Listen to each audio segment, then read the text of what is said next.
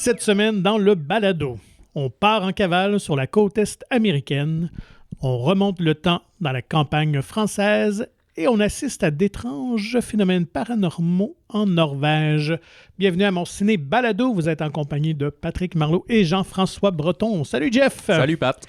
T'as pris ta retraite cette semaine? Ben oui, grosse annonce. Écoute, je pense que j'ai gagné assez de millions. Ta carrière au hockey est terminée ouais, maintenant. Je pense que je vais me partir un podcast sur le hockey, justement. Je pense qu'il y aurait un potentiel. Ouais, faudrait que tu trouves c'est ça qu'on disait, là, un ami qui a un autre nom. Comment on appelle ça? Ouais, d'ancien joueur. Un homonyme. Un homonyme, c'est ça. C'est vrai que ça serait très drôle, ça, quand même. Un ami qui s'appelle Stéphane Fizet, je sais pas. Cette semaine, quelque chose d'assez particulier. Je pense que c'est rare que ça arrive. On a plusieurs films dont les enfants sont au cœur de l'histoire. Oui, puis même la plupart des fillettes, des jeunes filles. Et en plus, il y a un côté très surnaturel, fantaisiste qui lit ces films-là.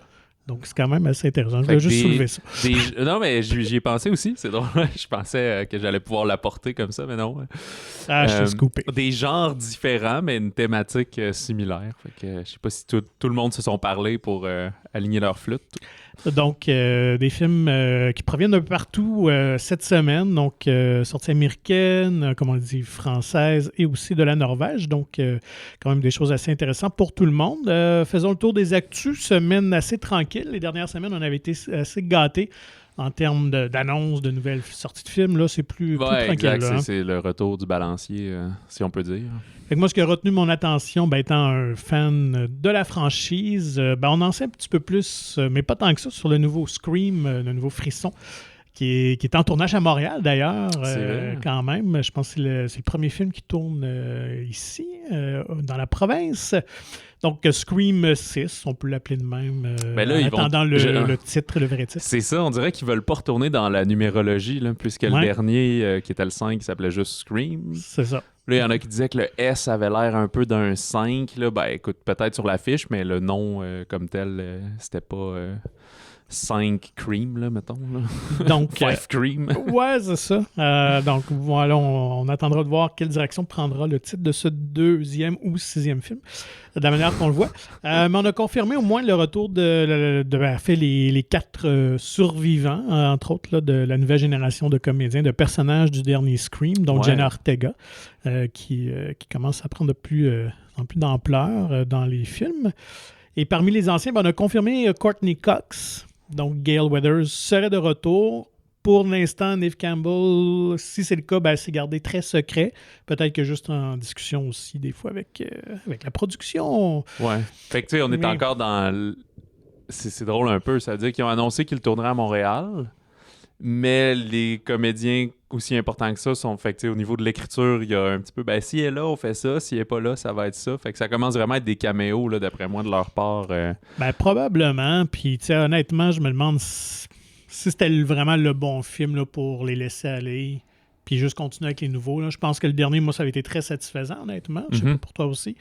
Puis je trouve que leur arc narratif, je pense que ça aurait bien pu se finir là, puis ça aurait été correct. Donc, ça va être à voir, mais on annonce quand même le retour de Hayden Panettiere, qui était dans le 4e, elle. Donc, c'est lui que j'ai pas vu. Ouais, qui était quand même surprenant, moi, honnêtement.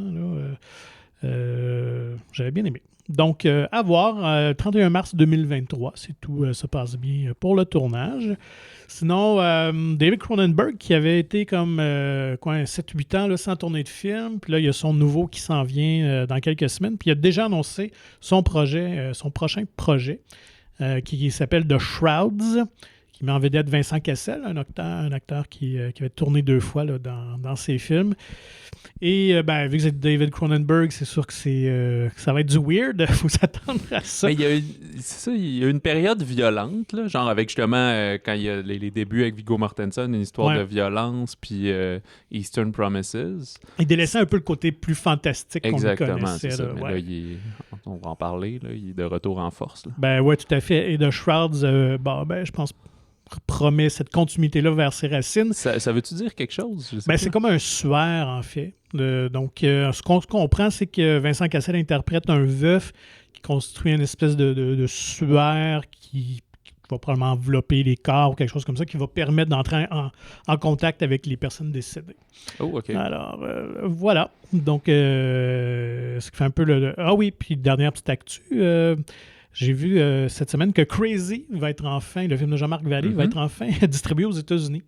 Il l'a jamais été? Il l'a jamais été. OK. Oui, quand même, ce qui est assez curieux. Alors, le 3 juin va sortir dans quelques salles américaines. Alors, ouais, ça va être sûrement surtout une sortie numérique, j'ai l'impression, peut-être. ils parlaient quand même des deux. Ils vont OK. faire des festivals aussi, tout ça. Donc, ouais, fait que c'est comme si on relance posthume ce film-là pour le faire découvrir aux Américains. Ouais, bon, Alors, tant voilà. mieux. Ouais, c'est vrai que quand, je sais plus si c'était l'éléphant ou TVA là, qui ont retravaillé, tu sais, le film avait ressorti en salle en septembre.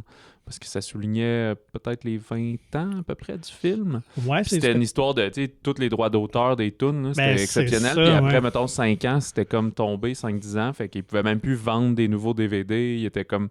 Puis là, il y a quelqu'un qui a fait le travail d'aller tout re-signer tous ces contrats-là à prix raisonnable, disons. Ouais, Fait que ça a permis de donner une deuxième vie au film. Puis ça, ben, juste avant que Jean-Marc Vallée nous quitte. Ouais. Et c'est souvent complexe, justement, les droits musicaux d'utilisation de musique et tout ça, surtout à une époque où les DVD et le streaming n'existaient pas. Mhm. Donc, pour certains films et même séries télé, c'est souvent un casse-tête. Bande-annonce, on parlait de David Cronenberg. Alors là, on a droit à une vraie bande-annonce plus complète pour son nouveau film. Ouais, les crimes du futur, Crimes of the Future, un monde dystopique, on peut-tu dire ça? C'est ça? Ou en tout cas différent d'une autre. Je ne sais plus si c'est le bon mot. Ou comme les gens ressentent plus rien physiquement. Fait que c'est rendu la nouvelle drogue ou la nouvelle sexualité, c'est un peu de se créer des sensations physiques. Fait qu'il y a beaucoup d'horreur corporelle, de body horror. De mutilation. Ouais. Et que veux-tu? Donc, fait que ceux qui ont été déroutés par Titan, je pense que alors que Titan, c'était peut-être un peu surprenant dans le film, là, ici, on s'en cachera pas que ça va être ça. Donc... faut en être avisé dès le départ. Ben, tout à fait. Et... Même nous, c'est ça qu'on disait. Je suis comme curieux de le voir, mais je ne sais pas si je vais aimer ça tant que ça. Là. Je dois avouer que... Mais c'est vraiment des bons comédiens, comédiennes. Oui, tout à fait. Vigo.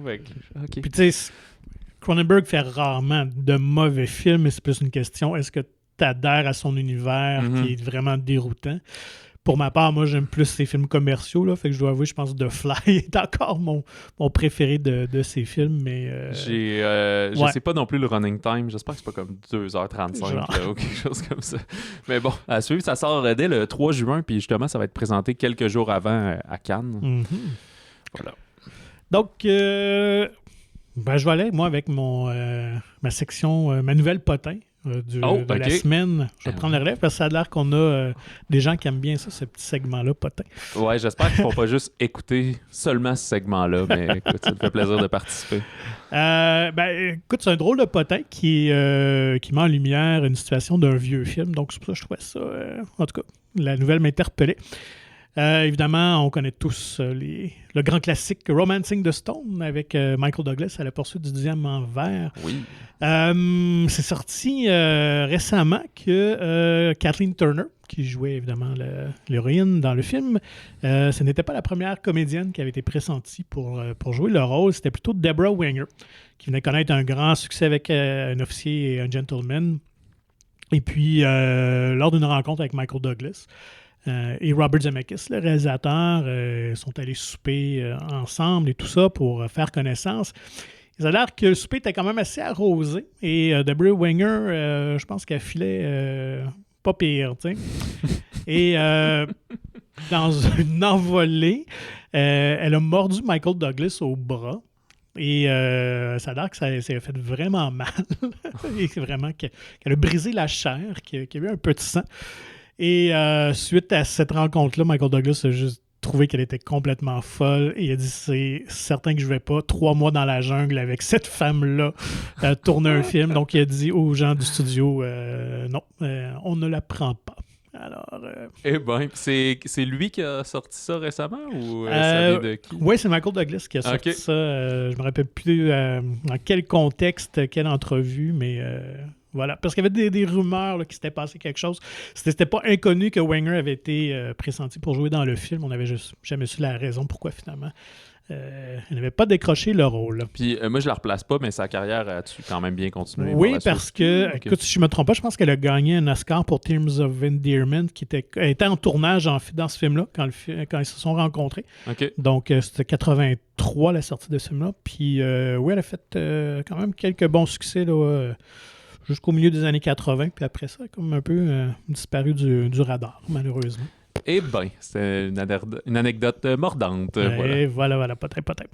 Alors, débutons avec les sorties de la semaine. On y va avec lequel? Moi, j'irais avec Petite Maman, Petite Maman. en partant. Très bien. Le nouveau film de Céline Sciamma, elle qui nous a offert récemment Portrait de la jeune fille en feu. Mhm. Mais si je me souviens bien, Petite Maman est quand même son 5e ou 6e film. Là. C'était pas, Portrait n'était pas le premier, c'est juste lui qui a comme... Un plus grand rayonnement. Ouais, c'est international et voilà. Le synopsis, on est après la mort de sa grand-mère, Nelly, qui est une petite fille de 8 ans, part avec ses parents vider la maison d'enfance de sa mère. Puis elle va jouer dans les bois aux alentours et Nelly va faire la rencontre d'une autre petite fille qui construit une cabane. Et cette fille a exactement son âge et s'appelle Marion, comme sa mère. Ah. On est dans un genre de conte fantastique un peu, où, on s'en cache pas, la fillette va donc rencontrer sa mère Au même âge. Mhm. Par contre, l'histoire du film n'est pas d'expliquer ce phénomène-là ou comment ça se produit, où on est sur une des plaques magnétiques. C'est pas ça du tout, c'est juste un peu ce genre de fantasme-là, de dire hey, je me demande comment étaient mes parents à mon âge ou comment ils ont vécu telles affaires. Puis au moment où elle rencontre sa mère, sa mère elle-même, à cet âge-là, va vivre quelque chose de quand même marquant dans sa vie, là, une espèce d'opération, quelque chose comme ça. Puis elle, la première Nelly vient de perdre sa grand-mère, fait qu'il y a comme toute la relation un peu qu'elles vont bâtir là-dedans, mais comme deux enfants de 8 ans, là, un peu par le jeu, par la curiosité, par la rencontre d'une à l'autre. D'ailleurs, les deux petites jeunes comédiennes sont très charmantes, sont très mignonnes. Mais il faut avertir quand même que le film a un rythme assez lent, là, donc attendez-vous pas à quelque chose qui est très dynamique. C'est ça, pas la grande aventure non, pétillante. Vraiment pas, on est plus dans le méditatif, dans... Contemplatif.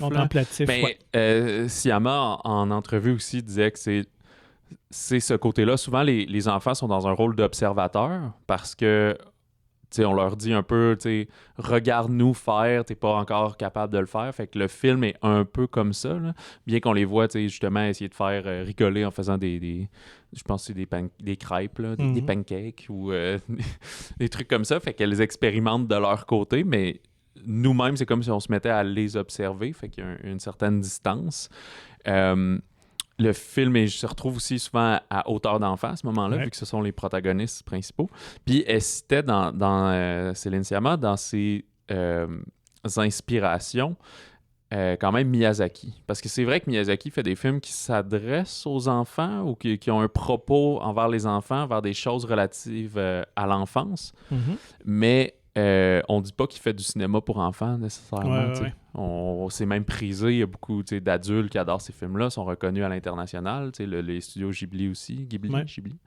Puis, fait que c'est un peu ça qui l'a comme inspiré dans cette démarche-là. Puis, plusieurs par rapport à Portrait de la jeune fille, il me disait, hey, là, ça, c'était un gros film, ça a gagné des prix à Cannes, ça a rayonné à travers le monde. Fait que, est-ce que ton prochain film, c'est la même chose? Puis elle a dit, ben non, parce que dans le fond, ça, je l'ai fait. Là. Je l'ai fait, c'est pas tout le monde, là, c'est quand même un heureux hasard, mais faire une grosse production, que finalement, on s'est rendu à Cannes, on a gagné des prix, on a été vus partout, avec des sujets sociaux peut-être un peu plus engagés. Mais elle dit, mon but, c'est pas de refaire ça à chaque fois. Là, j'avais cette idée-là. C'est aussi dans la pandémie, je trouvais que ça pouvait affecter les enfants. Fait que j'avais envie de parler, de communiquer aux enfants, c'est son film le plus familial d'une certaine façon. Fait que, quoi qu'elle avait été aussi co-scénariste sur Ma vie de courgette, le film d'animation, puis qui était aussi plus noir, là, parce que c'était des enfants à l'orphelinat, plus sombre un peu, là, c'est ça.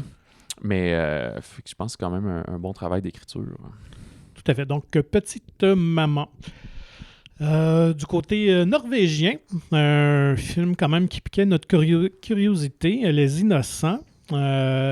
scénarisé et réalisé par Eskil Vogt. Je ne sais pas si je le prononce correctement. Pardonnez mon norvégien qui est loin. Ouais, Vogt, je sais pas. Ouais. Qui est quand même le scénariste fétiche de Joachim Trier, qu'on a tous les deux bien adoré. Oui. Julie en 12 chapitres, The Worst Person in the World. Ouais. Ben, il est co-scénariste, dans le fond. C'est ça, effectivement. C'est Trier puis Vogt. Donc, ensemble. ils travaillent souvent ensemble. D'ailleurs, ils avaient reçu une nomination aux Oscars. Et là, réalise ce film un peu surnaturel, une espèce d'exploration sur les super pouvoirs, les pouvoirs surnaturels, mais dans un cadre très minimaliste. Oui, exact. On est dans la quiétude d'une petite banlieue où je pense que la plupart des enfants aussi des familles sont partis pour l'été, fait que c'est très, très tranquille. Eux, ils viennent d'emménager là. Là, il y a 4 enfants, justement, dont la fillette principale qu'on suit, qui vont se rencontrer, puis découvrir qu'ils ont comme des petits pouvoirs, un peu d'une manière assez pragmatique quand même. Là. On n'est pas dans le Marvel, justement, non, les boules de feu qui sortent des mains, puis tout, là. Fait que dans leurs aires de jeu, loin du regard des adultes, un peu dans les bois, ils vont se mettre à jouer puis explorer leurs nouvelles aptitudes. Sauf que, disons que leur jeu, leurs distractions vont prendre une tournure un peu inquiétante. Donc, il y en a qui vont être un petit peu plus cruels, si on peut. Ben, j'avoue que j'ai été vraiment dérouté. Ce n'est pas le ton ou le traitement à quoi je m'attendais quand j'avais vu la prémisse du film. Et je trouve que c'est très audacieux de nous montrer la cruauté enfantine, parce que les enfants peuvent être quand même méchants. Mm-hmm. Une espèce de quand même de méchanceté innocente, d'où probablement vient le titre souvent.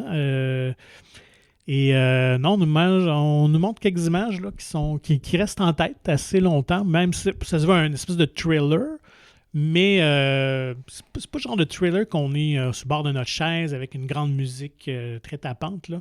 C'est très minimaliste dans l'approche, on observe ce qui se passe, mais au fur et à mesure de l'avancement du récit, là, on est comme choqué par certaines images, certaines séquences, puis on se dit « Oh mon Dieu, OK. Ouais. Où c'est que ça va aller, jusqu'où que ça va se dérouler. » Donc, si vous aimez les films de ce genre-là, c'est vraiment à recommander. Je me suis dit que si... d'ailleurs, le film a été présenté justement dans la section Un certain regard à Cannes 2021.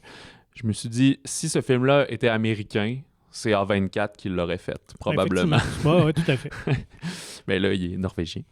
Fait que, Les Innocents, justement, disponible en version originale, sous-titrée français ou anglais, selon votre Et encore, mention aux jeunes comédiens qui sont âgés comme de 7 à 12 ans dans le film, à peu près. Et particulièrement les deux sœurs. La plus jeune, la comédienne, c'est Raquel Nora Flotum. Elle est très charismatique. Elle a vraiment un petit visage d'un chérubin, mais en même temps montre une certaine noirceur en dedans d'elle. Qui est comme un jeu qu'on demande à des adultes plus. Ouais. Fait que c'est étonnant. Et sa sœur aussi, Alvia Brismo, la comédienne qui joue sa sœur. Même à un moment donné, je me suis dit, le personnage est autiste, et je me demandais vraiment, est-ce qu'ils ont vraiment pris une vraie autiste ou c'est une comédienne qui joue? Elle est vraiment, vraiment très, très bonne. Fait qu'elle n'est pas autiste. Non, vraiment pas. Donc, et les comédiens, j'ai lu qu'ils ont... en fait, le scénario a évolué beaucoup une fois qu'ils ont fait le casting. Donc, ils ont changé en fonction origines, vraiment des jeunes. Des acteurs. Parce qu'en même temps, c'est ce qui est le fun aussi. Bon, la Scandinavie, la Norvège, je sais que c'est comme un peu la Suède, là, ça devient de plus en plus métissé. Donc, on n'a pas nécessairement de 4 jeunes comédiens blonds aux yeux bleus. Là. Donc, tout ça a évolué. Puis, dans le fond, ils ont participé, en fait, à plusieurs ateliers ensemble pendant 18 mois avant le tournage. Donc, vraiment pour développer une chimie puis faire évoluer leur personnage et le récit de l'histoire. J'imagine aussi pour leur former un naturel puis les déjeuner d'être devant des caméras. Puis que, tout à fait, oui. Parce qu'à cet âge-là, ça demeure des enfants. C'est d'ailleurs aussi tout un des aspects du travail de réalisation avec des enfants. C'est pour ça que souvent, il y a des cinéastes qu'on va dire après, ils deviennent vraiment bons pour travailler avec des enfants. Ça devient une spécialité. Dès que le film a des enfants d'impliqués, on va aller les chercher parce qu'ils sont bons pour les mettre en confiance, pour les faire travailler, leur faire comprendre l'émotion à jouer, etc. Oui, puis c'est pas donné à tout le monde là, d'être un naturel puis de rendre confortable les enfants comme ça. peut-être un des meilleurs, c'est peut-être Steven Spielberg du côté américain, qui réussit toujours à tirer des performances incroyables des jeunes. Et c'est mon lien vers Firestarter, parce que, évidemment, Spielberg avait travaillé avec Drew Barrymore dans E.T. à l'époque, qui, elle, avait hérité du rôle de Charlie dans la première mouture de Firestarter, donc adaptation du roman de Stephen King, un roman de 1980, donc parmi ses premiers, qu'on revisite cette fois-ci. Oui, et c'est un film des productions Blue Mouse, qui offre souvent des films d'horreur à petit budget, un peu surprenants, là, qui ont fait leur pain et leur beurre avec les activités paranormales, puis Insidieux, c'est eux autres aussi? Je suis pas sûr. Je sais que c'est James Wan, mais ça ne doit pas être Blue Mouse, par exemple. Non, je pense que c'était eux autres.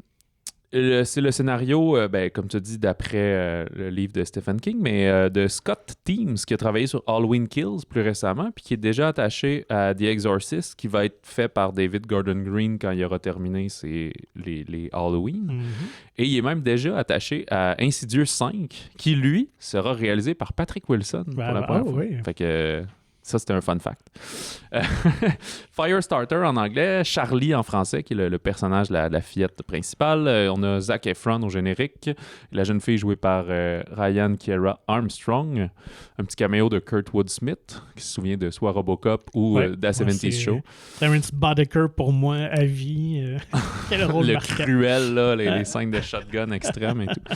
Alors, que raconte Charlie? C'est après avoir développé des dons de pyrokinésie, donc capable de comme, créer le feu et faire s'enflammer des choses, la jeune Charlie, qui a 11 ans, est menacée par une agence gouvernementale qui veut utiliser ses aptitudes, disons, comme une arme, donc s'emparer d'elle et de ses pouvoirs. Fait qu'elle doit constamment déménager et fuir avec ses parents, jusqu'à un jour où finalement, le personnel de cette agence vont la retrouver. Fait que face au danger, elle peut plus, disons, juste essayer de refréner cette espèce de pulsion-là de colère et de chaleur. Il va falloir qu'elle apprenne à s'en servir et ainsi accepter son destin.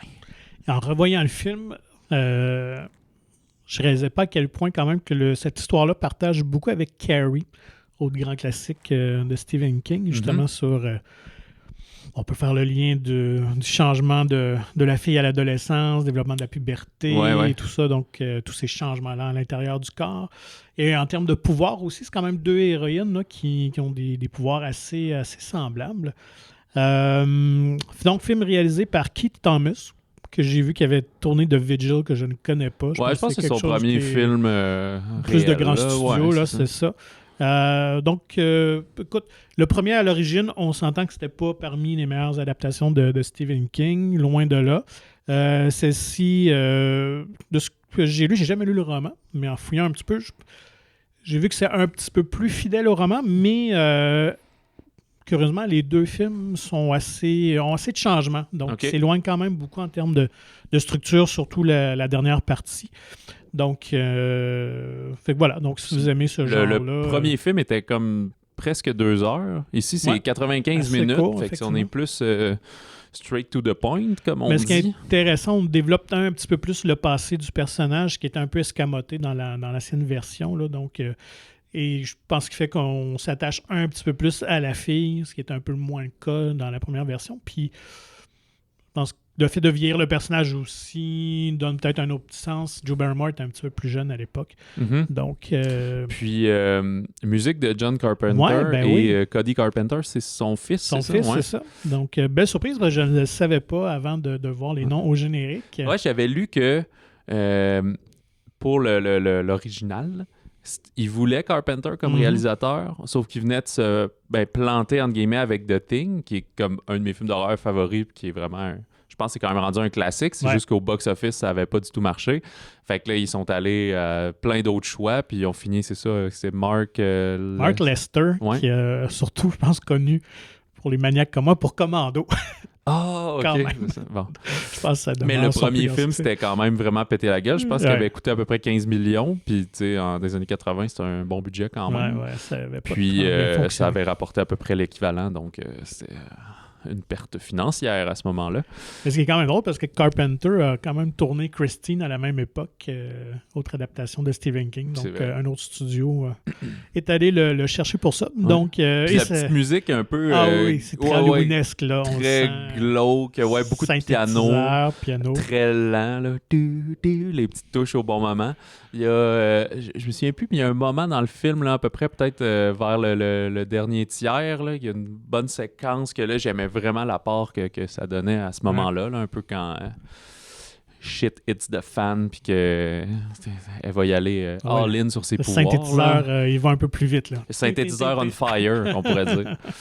Et voilà, fait que le film d'horreur un peu plus léger. Les Innocents qui est un peu plus artsy, lui qui est un peu plus, c'est ça, léger. Ouais. En fait, pour Les Innocents, si on peut faire une comparaison, là, c'est pas aussi grandiose, ou en tout cas, que Unbreakable de M. Night Shyamalan avec Bruce Willis, qui était comme une espèce de revisitation, je sais pas si ça se dit, mais on revisitait un peu le mythe des super-héros et tout ça. Ouais, mais, d'une manière terre à terre. Ouais, c'est ça. Alors, un peu de même style, mais encore, évidemment, beaucoup moins de moyens et plus contemplatif. Donc, il y avait aussi, il y a quelques années, c'est de même, je pense qu'on a connu Michael B. Jordan, il y avait Dane DeHaan dans... j'ai oublié le titre, mais il y avait comme, c'était un peu caméra à l'épaule, comme il documentait eux-mêmes, il avait touché un météorite, puis là, il développait des pouvoirs, puis jusqu'à temps qu'il s'entretue un peu et tout. Là, mais, le nom m'échappe, effectivement, mais oui, c'était une belle réinvention du genre. Allons vers... l'espace? L'espace, oui, avec Gargarine. Non, c'est Gagarine. Gagarine, excusez-moi. De Yuri Gagarin. Non, gargarisé. C'est ça. C'est un film de Fanny Liattard et Jérémy Trouille qui ont, c'est leur premier long métrage. Ils avaient fait d'abord quelques courts-métrages, dont un qui était vraiment sur la cité de Gagarine, qui finalement les a inspirés à faire le long métrage. C'est un drame, presque un coming of age, là, un récit initiatique. Ça a été sélectionné dans la catégorie premier film à Cannes en 2020, mais ça, c'est l'édition qui a jamais existé. Fait que c'est juste des mentions de « vous auriez été sélectionné », mais personne n'a rien gagné comme tel. Des acteurs peu connus, je dirais. Là. Le principal, Alceni Batili, j'ai jamais vu ailleurs. Il y a Linda Coudry, qu'on a vu dans Haute Couture récemment, qui revient. Là, elle joue comme son amie dans Haute Couture. C'était elle, la petite rebelle qui se mettait à coudre. Il y a Denis Lavant qui a un petit caméo aussi là-dedans, une tête fort connue. Yuri a 16 ans, puis il a grandi à Gagarine, qui est un immense genre HLM un peu, qui a été nommé en l'honneur du cosmonaute soviétique Yuri Gagarin, qui l'avait inauguré dans les années 60. Fait que c'est un vrai lieu qui a existé, c'est pas à Paris, là, très très en banlieue, disons. Sauf que là, il apprend que la cité est menacée de démolition, puis lui, elle lui tient vraiment à cœur. Fait qu'il va entrer en résistance, essayer de comme la réparer, de mobiliser tous les autres habitants, mais en même temps, c'est un lieu qui est quand même très désuet, disons. Là. Fait qu'avec la complicité, c'est ça, de ses amis, il se donne pour mission de la sauver, celle qui est devenue un peu son vaisseau spatial à lui. Fait qu'il y a vraiment un lien, un parallèle. T'sais, ils l'ont appelé Yuri, il vit dans la cité Gagarine, il tripe sur l'espace. Ça se sent beaucoup dans la direction photo, dans la réalisation. Il y a des actions qui sont quand même simples. Comme je disais, ils vont repeindre des graffitis, réparer des peintures. Mais pendant ce temps-là, ça filme comme un peu une caméra en apesanteur qui tourne vers eux en genre de travelling, mais arrondi un peu. Fait que c'est fait avec soin. C'est vraiment un très beau film. J'ai trouvé très, très esthétiquement réussi là, et non pas, disons, cheapette. Il y a... oui, à un moment donné, il découvre des pièces, là, comme ils démolissent un mur, puis là, ils pénètrent au fond, puis ça donne vraiment la sensation comme d'une station spatiale, là, quand ils sont en apesanteur, puis ça avance. C'est super cool pour ça. Il y a quand même là-dedans, évidemment, un portrait des immigrants, des familles, des voisins, de la vie comme... En genre de micro-société, si on veut. Fait que, comme sur la station... spatial orbitale. Ouais, c'est ça. Mais là, ils sont beaucoup plus nombreux quand même que dans une station. Mais oui, il y a du monde de plein de cultures différentes, de religions différentes. Fait que c'est un peu ça. Par contre, la cité, ben, elle est vraiment démolie maintenant, depuis 2019. Fait qu'eux, ils ont filmé là, juste avant que tout tombe en ruine. Ben, pas tout tombe en ruine, donc qu'il la fasse imploser. Fait que j'ai vraiment eu un coup de cœur, moi, pour Gagarine. 1h30 à peu près. J'aime ça, le petit côté un peu coming of age. Écoute, j'oserais pas le dire, mais le personnage, il a l'air, tu sais, limite autistique, un petit quelque chose. Il est très, très... rigide. Ouais, très rigide sur son projet, ce qui fait qu'à un moment donné aussi, les gens vont peut-être commencer à quitter, mais lui, comme il veut rester, disons, jusqu'à la fin. Puis il y a un petit côté, une petite comparaison amenée vraiment là où là, on sent qu'il est comme dans l'espace lui-même, puis qui va s'isoler un peu comme le temps solitaire au milieu de ta station spatiale à presque en devenir fou. Alors, Gagarine, un très beau film cette semaine. Et le recommandes-tu pour la famille? Est-ce que c'est un film accessible? Ben, il n'y a rien... Peut-être pas pour les plus jeunes, ouais, là, c'est mais ça. plus... C'est quand même des protagonistes de comme 16-17 ans. Fait que je dirais qu'à partir de 12-13 ans, peut être intéressant. Peut-être trouver que le rythme est un peu lent. T'sais, sachez ce que vous allez voir. Là. C'est pas une chasse au trésor, là, le film. Là. Ça reste quand même... pas de pirate qui arrive. Non, c'est ça. Je dirais pas contemplatif, mais c'est plus... un peu terre à terre. Là. C'est plus des chamboulements intérieurs que extérieurs. Quoi qu'il y ait un édifice qui menace de s'écrouler, là, mais bon, vous voyez. On a aussi Pile, en parlant de jeune fille qui vit des aventures. C'est un film d'animation de Julien Fournet. Lui, je crois que c'est son premier film. Par contre, c'est les mêmes studios qui ont produit la télésérie et les films de Les As de la Jungle. Et en 2018, Terra Willy, Planète Inconnue. Fait que c'est un studio qui...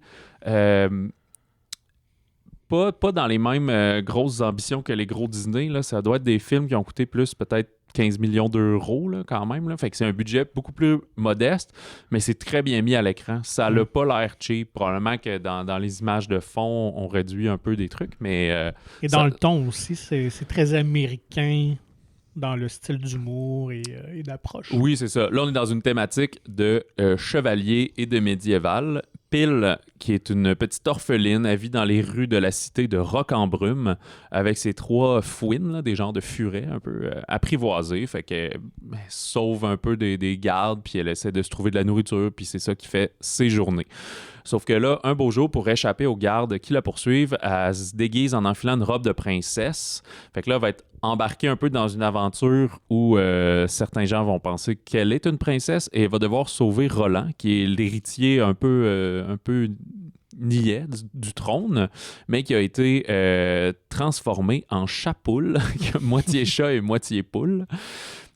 Par l'espèce de méchant sorcier finalement qui veut prendre le pouvoir. Fait que c'est une aventure qui va, disons, bouleverser tout le royaume, puis elle va apprendre un peu certains rouages d'amitié, mais il y a une relation quand même avec le mensonge, puisqu'elle se fait passer pour une princesse.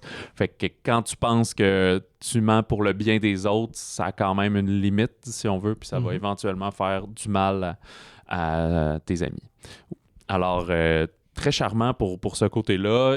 Moi, j'aimais bien, il y a un de ses amis qui est comme un jeune fou du roi, dans le fond, aussi, là, comme d'une famille de fous du roi. Je pense que c'est un petit neveu. Puis il y a une petite marionnette, genre une chaussette dans sa main, mais c'est comme si c'est la marionnette qui le contrôle, genre. Okay. Fait qu'il a l'air de faire du ventriloquisme, mais finalement, il est comme non, c'est la marionnette qui dit tout. Puis elle fait vraiment des blagues. Ça, c'est peut-être le côté un peu plus adulte, mais des blagues genre sur la bourgeoisie. Puis tout, là, est comme super cynique. Fait que ça les met dans le pétrin tout le temps. Là, tous les autres fous du roi, puis amuseurs sont comme genre, jouer de la musique plus fort, faut l'enterrer, genre. Fait que ouais, j'ai trouvé ça très charmant pour ça. Je vous l'ai dit, c'est comme l'année où je m'ouvre aux comédies musicales et aux films d'animation. Fait que Pile, j'ai vraiment bien aimé. Fait que si vous êtes, tu sais, ça demande pas de grande audace, là, mais juste que vous vouliez aller voir quelque chose qui est pas un gros studio américain, vous allez trouver de quoi de vraiment charmant ici. Ça me fait penser peut-être un peu, tu sais, comme ce que 10e Avenue peut faire, là. Tu sais, c'est pas des films à 150 millions de dollars, mais c'est super bien fait, puis chaque scène est comme maximisée dans le projet. Ben, je trouve qu'on retrouve ça aussi dans Pile, ici. Excellent. Il y a eu un autre film beaucoup plus limité, mais c'est Beer, A Love Story. Fait que ça, je pense pas que ça te parle plus qu'il faut, l'amour de la bière. C'est de Friedrich Moser, disponible en version originale avec sous-titres français. C'est une production autrichienne et belge. Alors, je sais qu'ici, au Québec, on avait eu... ça s'appelait Brasseur il y a quelques années, puis il y avait du monde de... quelques brasseries au Québec. Mais là, c'est intéressant parce que c'est... En tout cas, pour ceux qui connaissent la bière, c'est quand même une façon différente. Là. Ils ont des styles prédominants différents. Fait que c'est sûr qu'ils vont interviewer plusieurs brasseurs, qu'est-ce qu'ils voient par rapport à les styles de bière, qu'est-ce qui les anime à faire ça. Parce que pour eux, à un moment donné, moi, je suis d'accord. Là, ça devient une forme d'art, finalement, de créer. T'as plein d'ingrédients disponibles. Comment tu vas créer ça? Pourquoi tu la ferais? Quand tu fais une bière pour un événement, pour une personne, pour un mariage ou quelque chose comme ça, tu vas aller mettre une essence de la personne là-dedans, si on veut. Là, c'est une des facettes de l'art culinaire, si on veut. Alors, Beer, A Love Story dans certains cinémas. Ça conclut ce balado. La semaine prochaine, je pense que c'est un film un peu niché, peut-être un peu artsy. C'est le retour déjà de A24 et on attend beaucoup Men ou Eux en français ou en version sous-titrée de Alex Garland, lui qui avait fait Ex Machina et Annihilation plus récemment. Très curieux de voir ça. Les échos disent que c'est un film qui ébranle, qui surprend, qui étonne. Donc, j'ai l'impression qu'il va y avoir un lien avec aussi la masculinité, je sais pas comment dire, là, une femme par rapport à des hommes. Là, elle a l'air d'être retrouvée au centre d'hommes weird dans un genre de bed and breakfast où ça dérape, là, avec Jessie Buckley.